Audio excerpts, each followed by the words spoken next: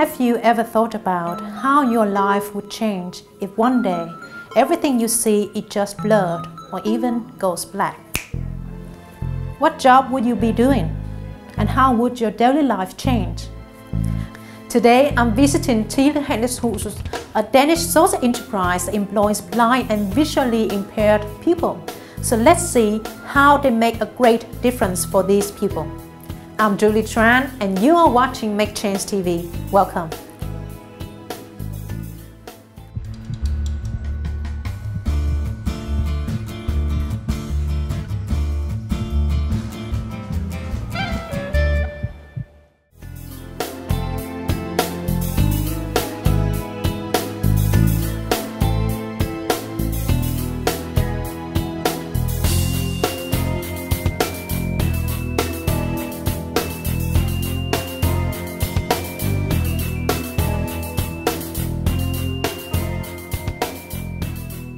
I'm standing here with Rasmus Duus from Telehandelshuset, and welcome to the show. Thank you, and welcome here in the company. Thank you.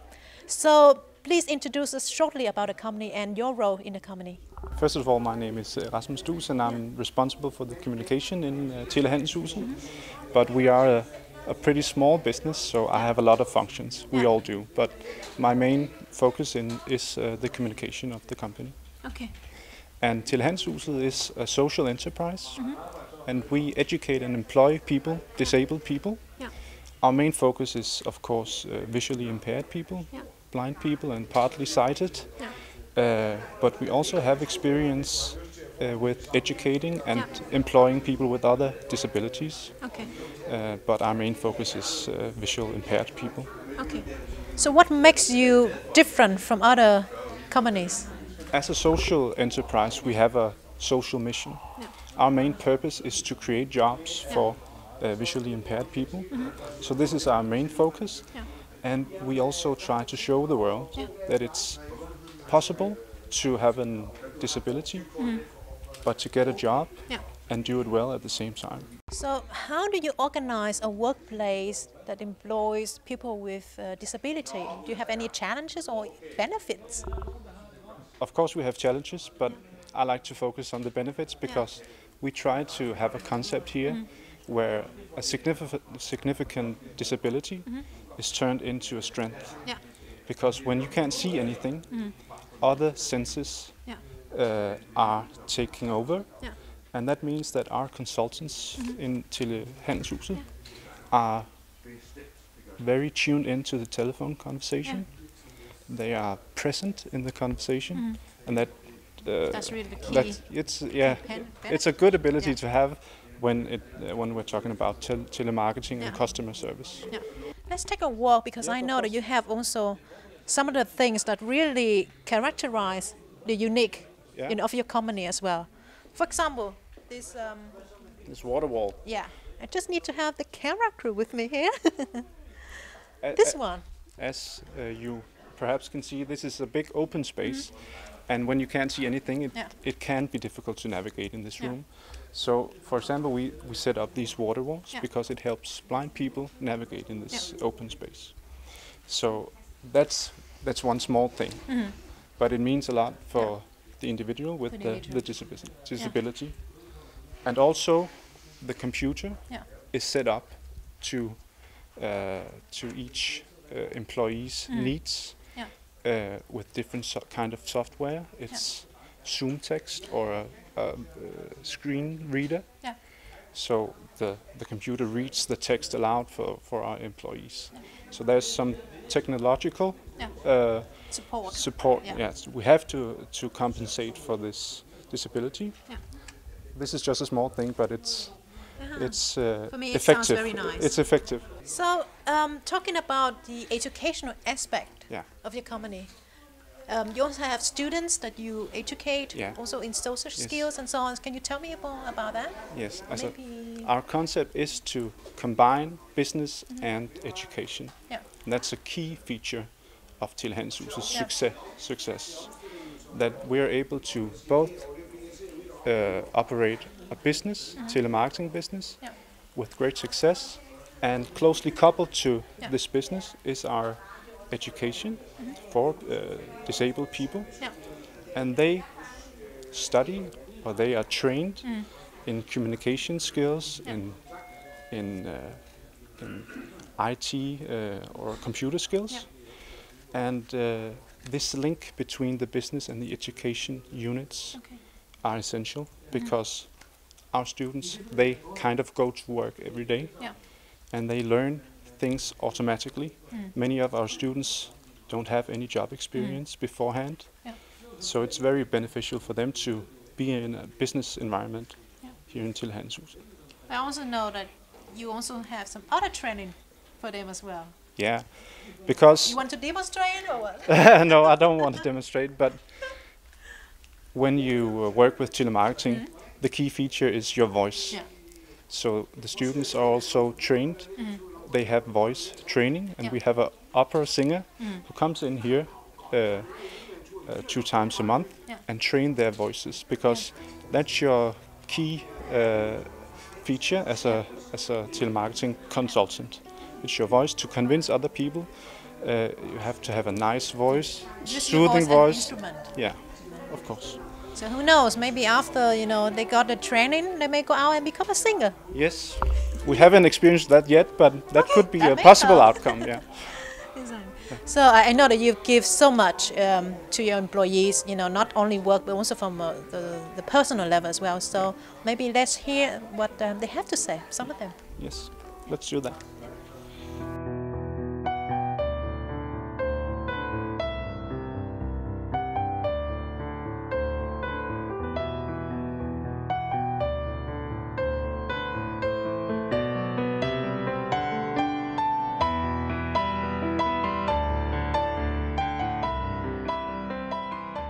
First of all, it has given me an education, which is designed specifically for me, and being here has helped me to accept my visual impairment, and also being here working with other partially sighted and blind, I've become more hopeful for my future,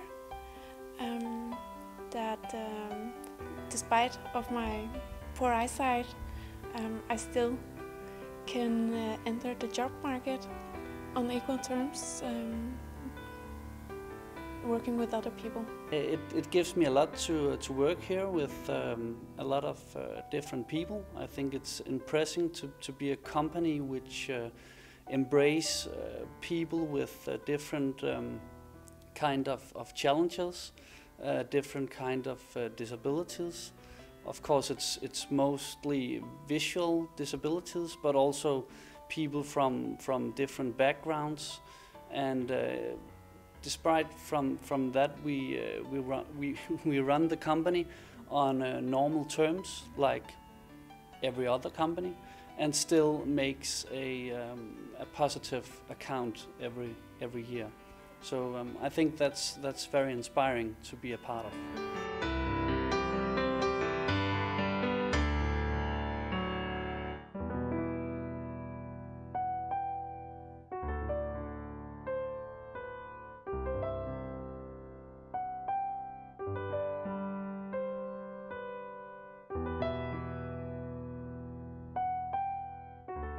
Now I'm sitting here with Connie Hasemann, who's the CEO of the company. Connie, welcome to the show. Thank you. So how did the company start and how did you get involved? The company started in '95, many years ago, and at that time I was responsible for one of the first telemarketing agencies in Denmark. I heard on the radio one morning that the education for blind and partially sighted had started in Hellerup. And I called them, and actually I worked as a consultant, and I was part of the crew who signed the papers for establishing Telehandelshuset. And I didn't know at that time that now, 16 years later, we would think this was the most important place in the world, and that I would be responsible for it. So I know that you have also been a leader or a manager for a traditional company before. Yes. So what would be the main difference between being a leader for a social enterprise than a traditional one? Many of the things are the same, because we are a company working on normal terms. But what is the difference is the people who's working here. Everyone is very proud of Telehandelshuset, and the enthusiasm I meet every day, and the proudness when new customers come in and when they come back. And what does it give you from a personal perspective? Oh, it gives it. Yeah, what it gives me. It gives me. It convinces me all the time that this way of working, being part of the employees where we have established Telehandelshuset, that people with disabilities would like to be on the labor market, and it's not so difficult to do it. So looking back at all the decisions that you have made as a leader, what would be the most challenging one? There have been many challenging decisions that I have made during these many years, but they have all the decisions I have made have felt to be the right ones. It was just like we had to go on. This working this way gave such good results about getting people into the labor market, about maintain job places. So there have been many, but they always felt right. And the way where we are right now, having had a company for many years, and the growth of it, we have hired four people this year, whereas the 3 of our colleagues have a disability. And it's a big responsibility, running a company, and then there's the future. What will be our next step? And so what will be your next step? Our next step, I think our next step will be to develop more within customer service, within working with the telephone and computer, because on the telephone, I cannot see you, you cannot see me, and when I am a human being who really wants to talk to you, you can hear it, you can feel it on the telephone. So I think we will develop that, and we will work more in showing the world that people with disabilities should have a right to be on the labor market. As an example, but also do it in the everyday work. Well, now I'm going to ask my assistant, the most of that, to ask you 3 questions. Okay? Are you excited, Connie? Yeah, because I don't know what will happen. you don't seem like you're convinced of, It's your most of bag. Yeah, my most of bag. It's a very pretty one. And in here I have, like, I don't know, many questions. How many do you have? Close to 100 now. Okay. But in this bag, there can be up to, I think, 3,000 questions. So if you're watching the show right now, and you have any questions that has the word most in it, please send it to me. So here you go. That's the time. One at a time. One at a time. One at a time. And I don't know what will happen next. Exactly. That's part of the game. I think I read it. And then, which failure have you learned the most from? Which failure? The first answer that comes to my mind is about when hiring people, about having to take references about the person you're hiring, to make sure that they are very good in social activity, very good at working together with other people. And that's very important, because we value the respect and the way we're working together very, very much. So if people have not been with us for a period of time as freelance, and if people just start, I have to make sure that you cannot make sure of anything, but taking references. I've learned that. You learned that? Yeah. The second one. Okay, another one. Another one. Fun part of it. Yeah. Okay. It seems like you get a serious question so far. Not a fun question yet. Oh. I don't like your face. What has been, or what is the most haunted place you have ever visited? The most haunted? Yeah. You ghost? Yeah. Okay. I've just been in Bucharest for NC network arrangement. Yeah. And I was Actually, I was afraid that I was going to meet Dracula, and I didn't meet him. So I ordered a Dracula chicken. Okay. It was very strong and very red, and I only had half of it. But I think that is... That would be the most. What? A haunted chicken, Dracula chicken. Okay. I'm looking forward to see, or maybe even taste it the last time, next time I be there. I think you should do it. I think that would be the only place where they have it. Yeah, I think so too. Okay. But I had to try it when I saw it on the menu, because everyone here in the company told me, beware of Dracula, he will bite you in the neck. And I didn't meet him. I could come back and say, I've had a chicken. Okay, yeah, that's true. And that's less scary than a real Dracula. It is. It was on the plate. Okay, good. Yeah. And last but not least,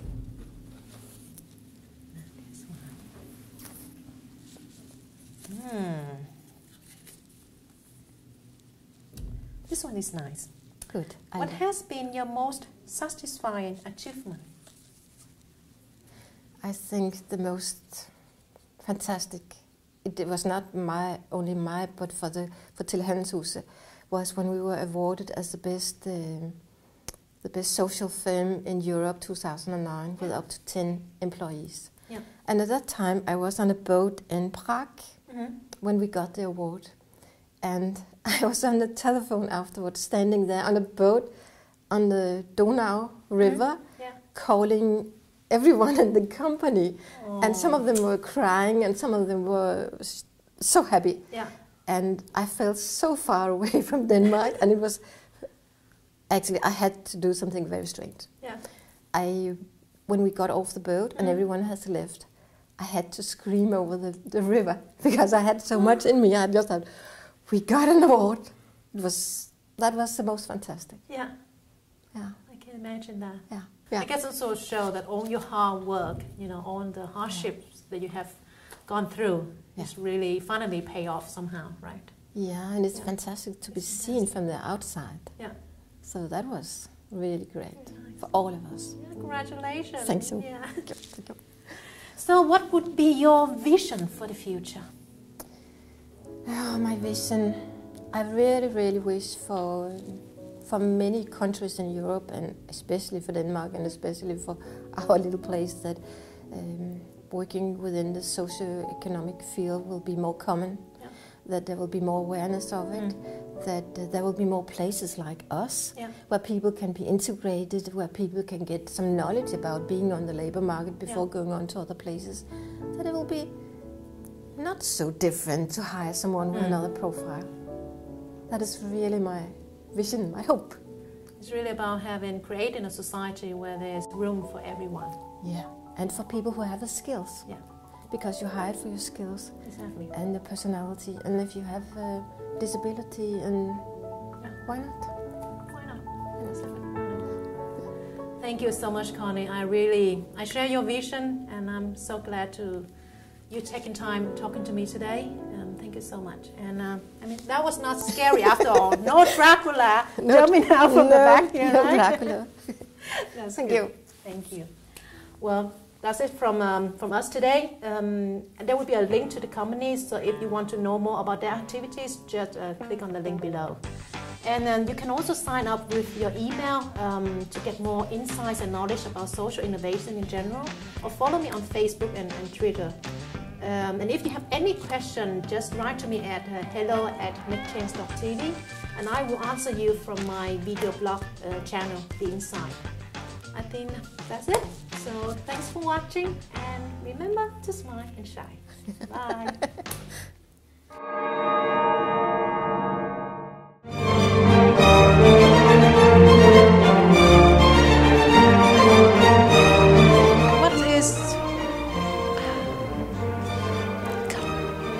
I'm sitting here with Connie Hasemann.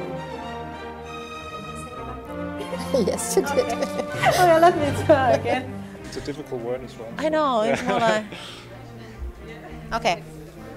Can we have a box that you can stand in?